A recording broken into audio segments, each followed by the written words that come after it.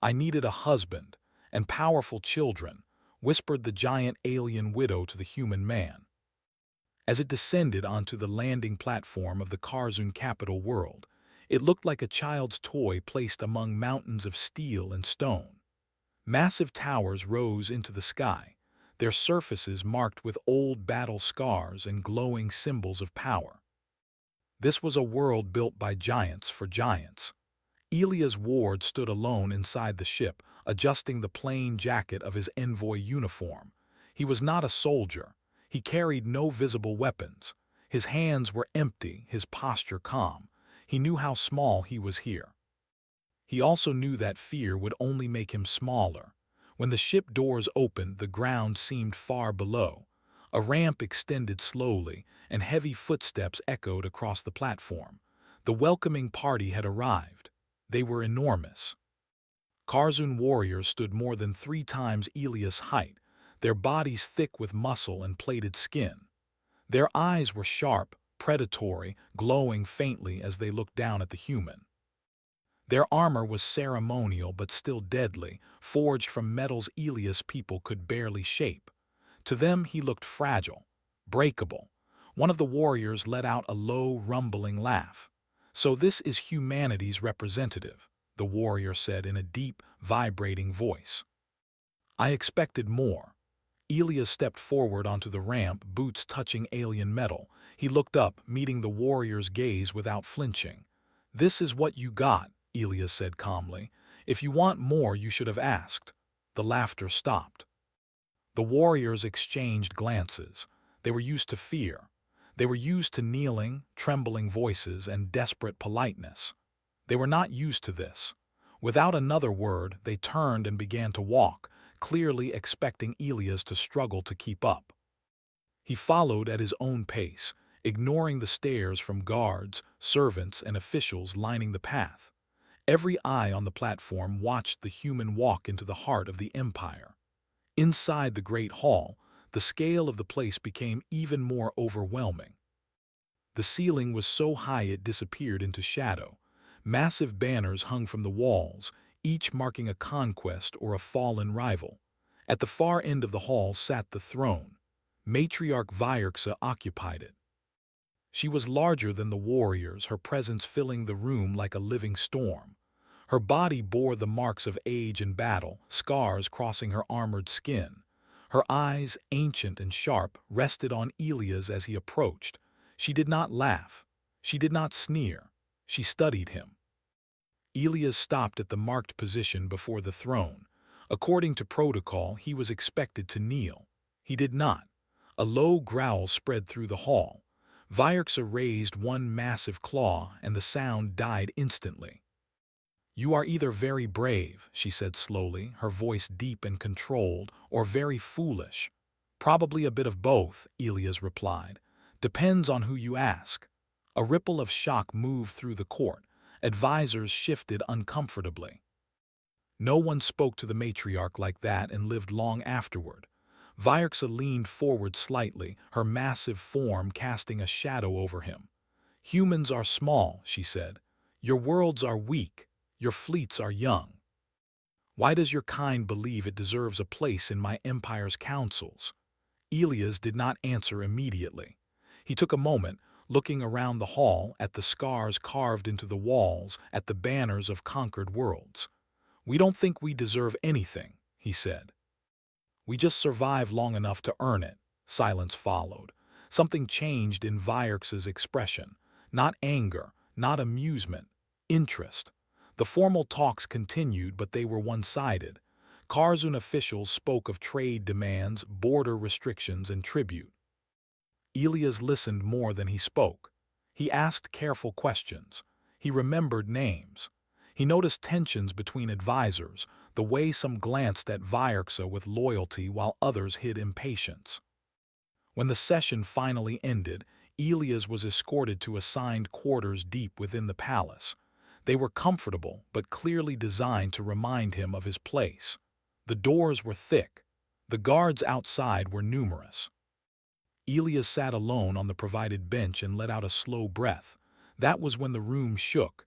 Heavy footsteps approached, far heavier than before. The guards outside stiffened, then stepped back. The doors opened. Vyerxa entered alone. She did not sit. She filled the space, lowering herself just enough so her eyes were closer to his level. The room felt smaller with her inside. "You were not afraid," she said quietly. "I was," Elias replied honestly. "I just didn't let it decide my actions." She watched him for a long moment. "My mate died 3 cycles ago," Vyerxa said. "He was strong, feared. His enemies feared him, his allies feared him more." "I'm sorry for your loss," Elias said. She waved the words aside. "Strength kept this empire together," she continued. "Now the council questions me. They whisper. They say I am unfinished without heirs.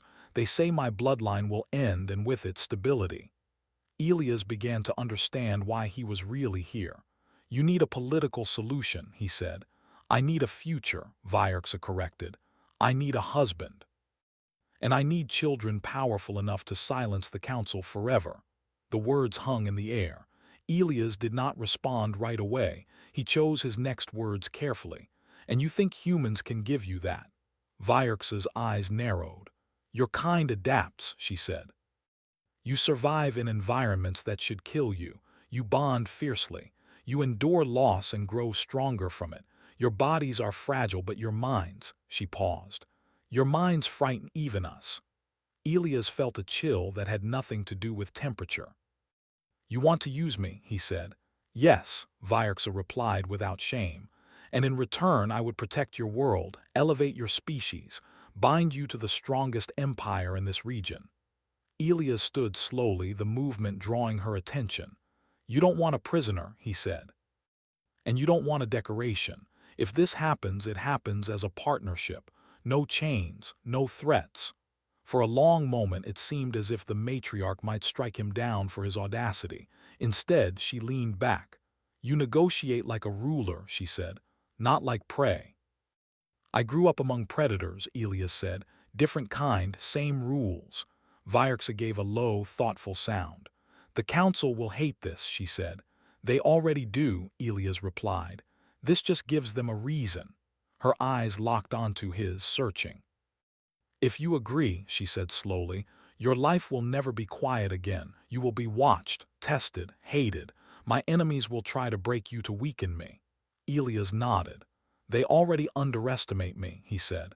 "That's usually when things work out best." Another long silence passed. Then Vyerxa did something no one in the Empire had seen since her mate's death. She bowed her head slightly. "Then, human," she said, her voice almost a whisper, "become my husband. Help me build a future that even giants will fear to challenge." Elias met her gaze, understanding the weight of what he was accepting. Not just marriage, not just survival, legacy. "I'll do it," he said, "but not for fear. We do it right, together." Vyerxa straightened, power rolling off her once more. "So it begins," she said. Far beyond the palace walls, the empire continued its endless motion, unaware that a quiet human decision had just started a change that would echo through generations. The announcement spread through the palace faster than any alarm. Servants whispered as they moved through corridors. Guards stiffened at their posts. Advisors gathered in tight groups, their voices low and sharp. By the time the artificial suns dimmed for the empire's night cycle, everyone knew. The matriarch had chosen a human. Elia's ward stood beside Vyerxa on the high balcony overlooking the capital city. From this height, the lights of the massive world looked like a field of stars trapped beneath glass. Airships drifted between towers. Distant factories glowed red and gold. This was power made visible, and now he was standing inside it. "You are calm," Vyerxa said, her deep voice steady. "Most would already regret their choice." "I'm thinking," Elias replied. "That usually looks like calm." She watched him from the corner of her eye. He stood straight, hands at his sides, his posture relaxed but alert. No fear showed on his face, but she could sense the tension beneath it. Humans hid their stress well. That alone made them dangerous in a quiet way. "The council meets at first light," she said. "They will challenge this." "They were going to challenge you anyway," Elias said. Now they'll do it openly. Yes, Vierxa replied, and openly is better. The ceremony was not what Elias expected. There was no celebration, no music, no cheering crowds. The bond was announced in a cold, formal chamber carved from black stone. Symbols of ancient law glowed faintly on the walls, watching like silent judges. The council sat in a wide circle, each member massive and imposing. Their eyes followed Elias as he entered beside Vierxa. Some looked angry, others looked curious, a few looked afraid. One counselor leaned forward, claws tapping against stone. "This union weakens us," the counselor said. "A human is not fit to stand beside a matriarch." Elias did not speak. Vierxa did. "You mistake size for strength," she said, "a mistake that has ended many bloodlines."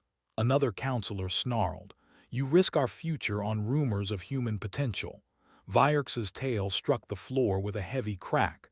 "I risk nothing," she said. "I invest." The arguments continued for hours. Elias listened, learning the shape of Karzun politics. He noted who attacked directly and who stayed silent, who spoke of tradition and who spoke of fear. When he finally spoke, the room went still. "You worry about power," Elias said. "About heirs, about survival, so do we. Humans didn't spread across hostile worlds by being the strongest. We did it by being the hardest to remove." Some counselors laughed, others frowned. "We adapt," he continued.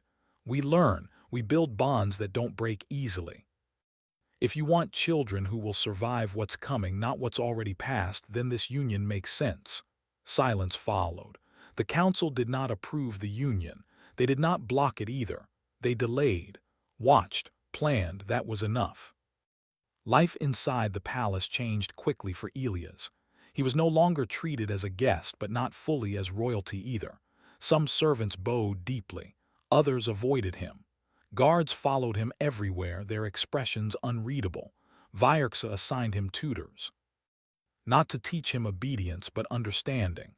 He learned Karzun law, history, and military doctrine. The lessons were difficult, but Elias absorbed them quickly. He asked questions others had stopped asking generations ago. "Why do your fleets move this way?" he asked one instructor. "Because that is how they always have," the instructor replied. "That's not an answer," Elias said calmly. Word spread that the human was not useless, that he was not afraid to challenge old thinking. That made him more dangerous than any weapon. There were tests. During a formal hunt, Elias was placed in a dangerous environment meant to expose weakness. The terrain was rough, the predators fast and vicious. The Karzun expected him to fail. He did not. He studied the patterns, used terrain instead of strength. When the predators came, they found traps, distractions, and escape paths instead of prey. Elias returned uninjured, carrying data logs instead of trophies. During a public debate, council supporters tried to humiliate him with complex legal traps. Elias listened, waited, and then used their own laws to expose contradictions. The crowd did not cheer, but they remembered. At night, Elias and Vierxa spoke privately. These conversations were quiet, without witnesses. "You are changing how they see you," Vierxa said one evening. "I don't need them to like me," Elias replied. "I need them to misjudge me." She considered that. "You speak often of we," she said. "You include yourself with my empire." "I include myself with our future," Elias said. That future arrived sooner than expected. The announcement of the first child came during a council session. Medical officials confirmed viability, compatibility, and stability. The room erupted into noise. Some counselors roared in anger. Others went silent in shock. Elias stood beside Vierxa as her posture shifted, something ancient and protective awakening within her. "This changes nothing," one counselor snapped. "It changes everything," Vierxa replied. From that moment on, the threats became sharper. Sabotage attempts failed. Poisonings were detected early. Information leaks exposed traitors. Each time, Elias had anticipated the move before it happened. "You planned this," Vierxa said after one such incident. I planned for something like it, Elias corrected. Humans don't assume safety, we assume trouble and work backward. When the children were born, the Empire watched. The first cry echoed through reinforced chambers, powerful enough to shake sensors. Medical teams stepped back in disbelief. The child was larger than expected, stronger, but something else was different. The readings made no sense. Neural activity was unusually high. Adaptation responses triggered without stimuli. The child's eyes focused too quickly, tracking movement with unnatural awareness. "This is impossible," one medic whispered. Elias held the child carefully, his expression soft for the first time since arriving on this world.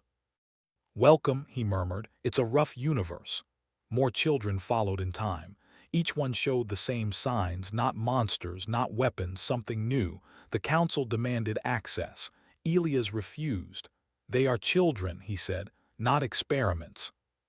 "You have no authority," a counselor began. Vierxa stepped forward, her presence crushing. "He has my authority," she said, "and more." Fear spread through the Empire, but so did something else. Hope. Whispers began among the lower castes.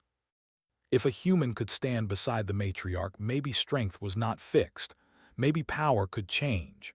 From the balcony, Elias watched the city again, now holding one of the children close. Vierxa stood behind him, her massive form shielding them both. "They will challenge us again," she said. "I know," Elias replied. "And you are not afraid?" Elias looked down at the sleeping child. "No," he said. "Now I'm motivated." Far across the Empire, plans were being made. Enemies gathered resources. The council sharpened its knives. They still believed the human was the weakest part of the bond. They were wrong. The first sign that something was wrong came quietly. One of the palace sensors failed for less than a second. It was the kind of error most systems ignored. A brief flicker, a tiny gap in data. To the Karzun technicians, it meant nothing. To Elias, it meant everything. He was standing in the observation chamber, watching the children through the reinforced glass. They were still young, small compared to their mother, but already larger than human infants. They moved with quick, curious motions, their eyes always searching, always learning. One of them reached out and touched the glass, tilting their head as if they knew Elias was there. The sensor flickered again. Elias stiffened. He activated a private channel. "Lock down the inner wing," he said calmly. "Quiet protocol." The guards hesitated. "No alert has been—" "Now," Elias said. Something in his voice made them obey. Moments later, the palace shook, not from an explosion but from impact, heavy, controlled, military. Vierxa felt it instantly. She rose from the council chamber, ignoring the shouts behind her, and moved with terrifying speed toward the inner wing. Her instincts screamed danger. By the time she arrived, Elias was already moving. Black-armored figures burst through the outer corridor, their weapons tuned to Karzun physiology. They were professionals, not rebels, not angry mobs, assassins. They expected panic, screaming, confusion. Instead, they found empty halls. Elias had rerouted power, sealed blast doors, and flooded false corridors with misleading signals. The attackers split, exactly as he predicted. Each group moved deeper, chasing phantom targets. They never reached the children. Vierxa crashed into the corridor, her roar shaking the walls. She tore through two attackers before they could even raise their weapons. But what stopped her cold was not the enemies. It was the sight of Elias. He stood between the final sealed door and the attackers who had nearly reached it. He held no weapon, only a control pad in one hand. The floor beneath the attackers suddenly dropped. Gravity shifted sideways. The assassins slammed into the walls, pinned, disoriented. Before they could recover, security fields snapped into place. Elias lowered the pad and exhaled slowly. "You're hurt," Vierxa said, moving toward him. "Just bruised," Elias replied. "Adrenaline helps." She looked at him, truly looked, and saw something new. Not just intelligence, not just courage, resolve. The aftermath was swift. Prisoners were taken, Evidence was collected. The council denied involvement, but the proof told a different story: funding trails, command codes, silent approvals. The council wants the children removed, Elias said later, standing with Vyerxa in a secure chamber. Not killed, studied, controlled. They will not touch them, Vyerxa growled. They already tried, Elias said quietly. This won't be the last attempt. The children sensed the change. They became quieter, more alert. One of them reacted strangely during a routine medical scan. The equipment shut down as if overwhelmed. It's adapting, the medic said, shaken. Actively. Elias watched the readings scroll past. They're not just responding, he said. They're anticipating. The empire began to change. Rumors spread beyond the palace. Stories of the human who outplanned giants, of children who confused machines and frightened scientists. Some spoke in fear, others in awe. The council tightened its grip. New laws were proposed. Surveillance increased. Loyalists were replaced. Elias responded without confrontation. Trade routes shifted. Minor systems received aid. Old enemies found themselves isolated without knowing why. Every move the council made met invisible resistance. You are waging war without weapons, Vyerxa said one night. It's how humans fight when we can't win head-on, Elias replied. We make winning cost too much. The children grew faster than expected. They learned languages without being taught. They noticed patterns in star maps. One child rearranged a strategic model and improved it without explanation. They don't think like us, a general admitted. They think ahead of us, Elias corrected. Another attempt came weeks later, not an attack this time, but a decree. The council demanded the children be presented for imperial evaluation. Vyerxa refused. The council responded by mobilizing fleets. Civil war loomed. Elias stood before the assembled advisors, calm as ever. They think force will scare us, he said, so we show them something else. What? One advisor asked. Unity, Elias replied. Messages went out across the empire, not threats, truth, evidence of council corruption. Records of manipulation, proof of the assassination attempt. The response was immediate. Worlds hesitated, fleets delayed. Commanders questioned orders. The council had ruled by fear for generations. Elias showed the empire a different path. They will try to take the children directly, Vyerxa said. Yes, Elias agreed. And when they do, they'll fail. The final attempt was the boldest. A strike team breached the medical wing during a scheduled power cycle. They were fast, skilled, determined. They never reached the children. The children reached them. Sensors recorded the event in fragmented data, gravity shifts, electromagnetic surges, adaptive responses no one had programmed. By the time Vyerxa and Elias arrived, the attackers were unconscious, restrained by systems that had reconfigured themselves. The children stood together, unharmed, watching. They defended themselves, a guard whispered. Elias knelt slowly in front of them. You did well, he said gently, but remember this. Power is not for hurting, it's for protecting. One of the children tilted their head, eyes bright with understanding far beyond their age. The council lost control after that. Worlds declared loyalty to Vyerxa openly.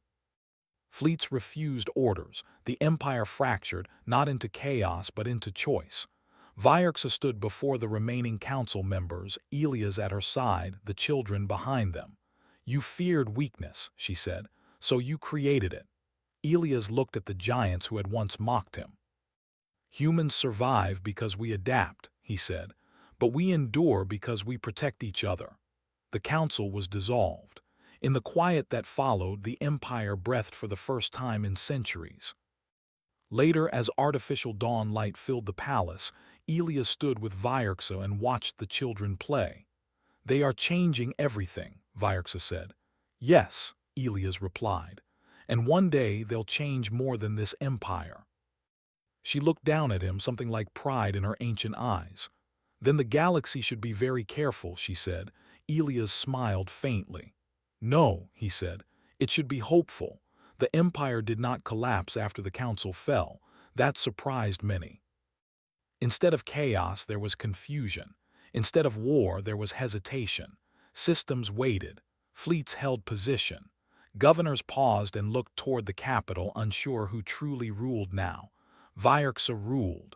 But ruling openly and ruling completely were not the same. Old power structures still existed. Generals who had benefited from fear remained in command. Trade lords who had fed the council's corruption still controlled resources. They did not speak loudly. They did not rebel openly. They waited. Elias knew this kind of enemy well. "They won't attack directly," he said as he stood with Vierxa in the strategy chamber. Large star maps floated around them, shifting slowly. "They'll try to isolate us, starve us of support, turn loyalty into doubt." Vierxa crossed her massive arms. "Let them try." "They already are," Elias replied. "That's why we don't respond with force." Several advisors looked uneasy. "Without force, how do we stop them?" one asked. Elias pointed to the map. "By giving people a reason to choose us." The children were part of that reason, whether Elias liked it or not. As they grew, their presence became impossible to hide. Their abilities were no longer rumors. Systems reacted differently around them. Machines adjusted. Environments stabilized. Even injured workers recovered faster when the children were near, as if something about them encouraged balance. News spread. Not controlled broadcasts, not official announcements. Stories. A mining station that should have failed but did not. A damaged habitat stabilized by a child who did not understand why it worked, only that it should. A supply route reorganized by accident into something more efficient. People began to talk, not about fear, about hope. That frightened the old powers more than rebellion ever could. The first real challenge came from the outer sectors. 3 systems declared temporary independence. Their fleets blocked trade lanes. Their leaders claimed loyalty to tradition and accused Vierxa of weakening the empire with human influence. "They want us to strike," Vierxa said, reading the report. "They want to prove we rule through fear, like the council." Elias shook his head. "If we do that, we prove them right." "Then what do humans do in this situation?" she asked. Elias smiled slightly. "We talk and we help." Aid ships were sent, not warships. Medical supplies, engineers, food, infrastructure teams. The outer systems refused them at first. Then one accepted. Then another. When a reactor failure hit one of the rebellious systems, it was human-led teams that fixed it. When pirates attacked trade lanes, joint patrols protected civilians without claiming territory. The rebellion lost support without a single shot fired. Watching this, Vierxa began to understand something deeper about humans. They did not conquer by force alone. They changed the meaning of power. Not everyone was convinced. A coalition of generals gathered quietly. They believed the empire was becoming weak. They believed Elias was manipulating Vierxa. They believed the children were a threat that would one day control everything. They planned a decisive move, not against the capital, against trust. False evidence was leaked. Stories of manipulation. Claims that Elias had engineered the council's fall to place himself above all law. Fabricated reports of the children causing disasters instead of preventing them. The empire wavered. Doubt spread faster than fear ever had. Elias felt it immediately. "They're attacking the idea of us," he said to Vierxa, "not our armies." "Then answer them," Vierxa growled. "Let me tear down their lies." "That's what they expect," Elias said. "We answer differently." He requested something unprecedented, a public address. Not from Vierxa alone, from him. The advisors protested. The generals warned against it. A human speaking directly to the empire was dangerous. That was the point. Elias stood on the central platform of the capital, a structure visible across continents. Vierxa stood behind him, not towering but present. The children were not shown, but everyone knew they were watching. Elias spoke simply. He did not deny the accusations angrily. He did not threaten punishment, he explained. He told the story of humanity, of fragile bodies and harsh worlds, of surviving because they learned to rely on each other, of choosing cooperation because isolation meant death. "We don't rule by fear," Elias said, his voice steady. "Because fear breaks things, it breaks people, it breaks futures." He looked directly into the camera.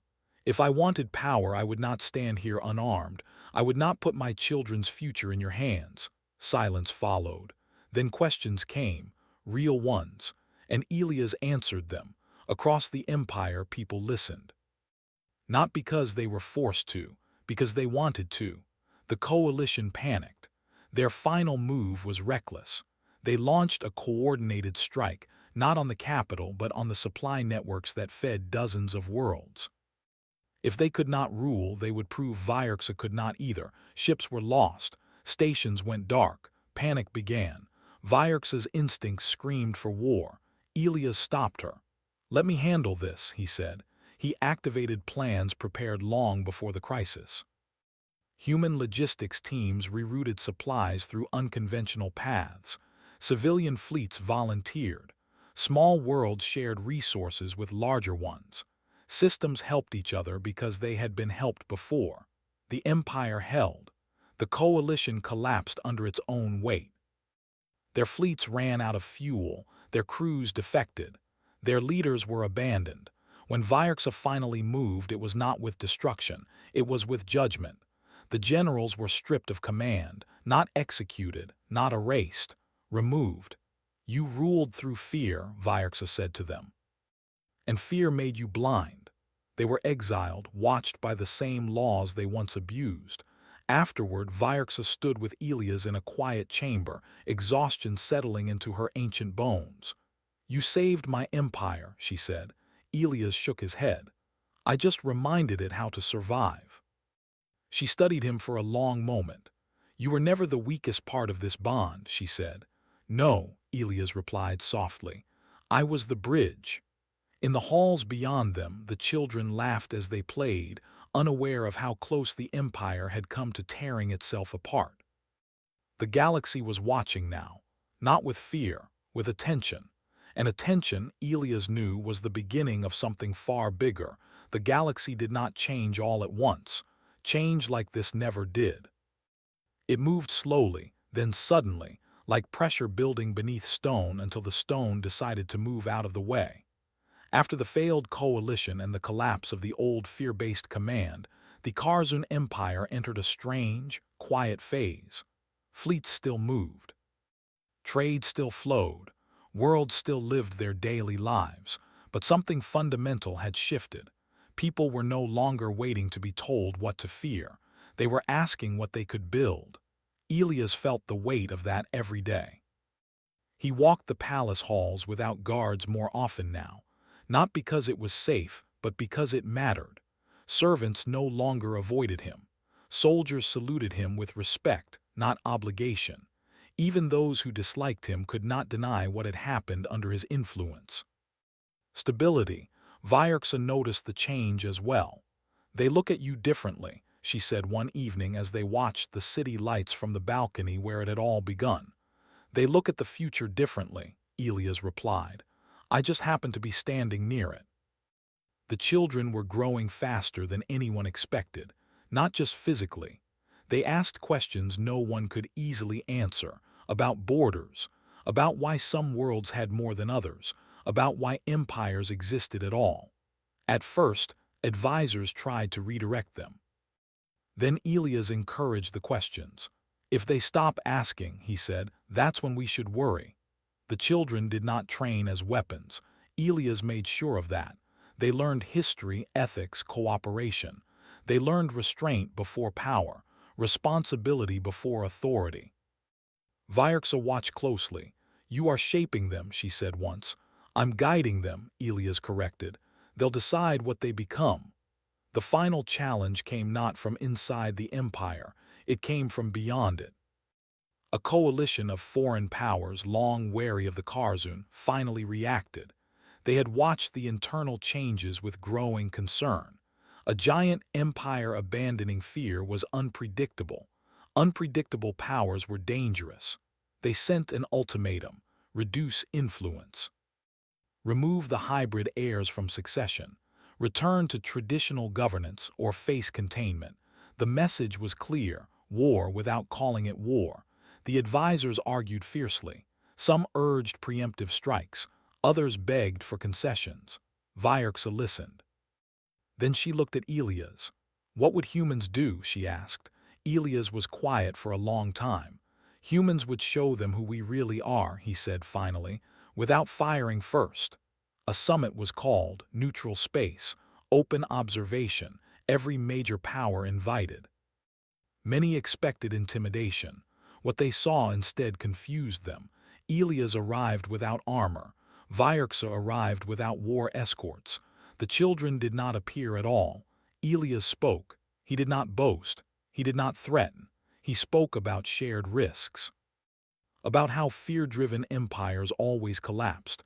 About how cooperation reduced conflict more effectively than dominance. We are not expanding, he said. We are stabilizing. If that scares you, ask yourselves why. Some delegates scoffed. Others listened. One asked the question everyone was thinking. What happens when your children grow up? The delegate said. What will stop them from ruling everything? Elias answered simply. Us, he said, and them. Confusion rippled through the chamber. They are being raised to protect balance, not control it, Elias continued. If they ever forget that, they should be stopped. By law, by people, by everyone. That honesty disarmed more than any fleet. The summit ended without agreement, but it ended without threats. Weeks passed, then months. No invasion came. Instead, trade envoys arrived. Cultural exchanges, joint research proposals, cautious steps, but steps forward. Back on the capital world, a formal ceremony was prepared. Not a celebration of conquest, a declaration. The empire's structure was changing. The matriarch would remain, but power would be shared. Councils rebuilt. Laws rewritten. Succession no longer based on fear or size, but on capability and trust. Elias stood beside Vyerksa as she addressed the empire. For generations, she said, we believed strength meant standing alone at the top. We were wrong. Strength is standing together and refusing to fall apart. When she finished, she did something no matriarch had ever done. She stepped back. Elias did not step forward to replace her. He stepped beside her. The message was clear. This was not about rule. It was about partnership. Later, in a quiet chamber, Elias sat with the children as they studied a star map. One of them pointed to a distant region. Will we go there one day? The child asked. Maybe, Elias said, if there's a reason. What kind of reason? Another asked. Elias smiled. To help, he said, or to learn, never just to take. The children nodded, accepting that as truth. Vyerksa watched from the doorway, something unfamiliar warming her chest. Peace. Not the fragile kind built on fear. The real kind, built on effort. Years later, historians would argue about when the empire truly changed. Some would point to the fall of the council. Others to the birth of the children. But those who had lived through it knew the truth. It changed the moment a human refused to kneel. The moment a giant chose partnership over dominance. The moment an empire learned that the most dangerous thing humanity brought to the stars was not weapons, or fleets, or even adaptation. It was the idea that power meant responsibility. And once that idea took root, no force in the galaxy could erase it.